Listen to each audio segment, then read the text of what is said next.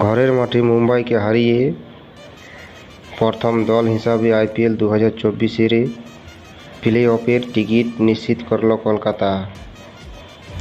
শনিবার বৃষ্টির জন্য ইডেনে কেকেআর বনাম মুম্বাই ম্যাচ শুরু হয় অনেকটাই দেরিতে, ফলে ম্যাচের ওভার কমে যায়।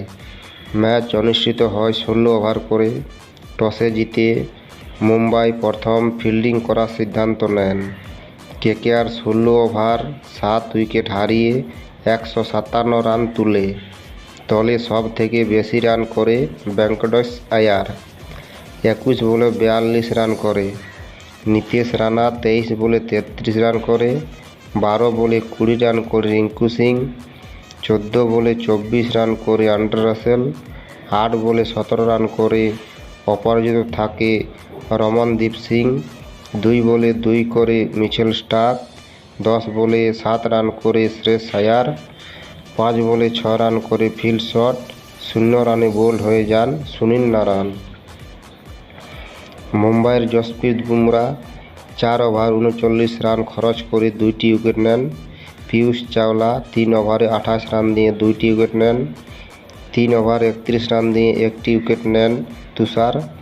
3 ওভারে 24 রান দিয়ে 1টি উইকেট নেন কম্পোজ। পাল্টে ব্যাট করতে নেমে এসে মুম্বাই পাওয়ার প্লেতে 5 ওভারেই কোনো উইকেট না হারিয়েই 59 রান করেন।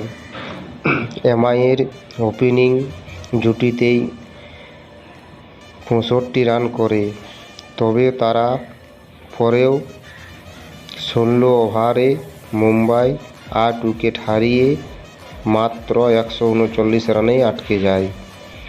18 রানে ম্যাচ জিতে প্রথম দল হিসাবে চলিত আইপিএলে শেষ 4-এর যোগ্যতা অর্জন করে কেকেআর। ঈশান কিষান 22 বলে 40 রান করে। রোহিত শর্মা 24 বলে 19 রান করে। 17 বলে 32 রান করে তিলক বর্মা। 14 বলে 11 রান করে সূর্যকুমার যাদব। 6 বলে 17 রান করে নমন।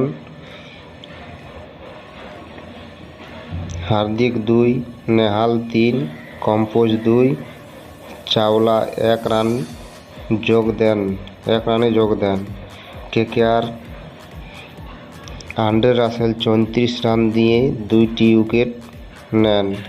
4 ওভারে 17 রান দিয়ে 2টি উইকেট নেন বরুণ চক্রবর্তী। হর্ষিত রানা 34 রান দিয়ে 2টি উইকেট নেন।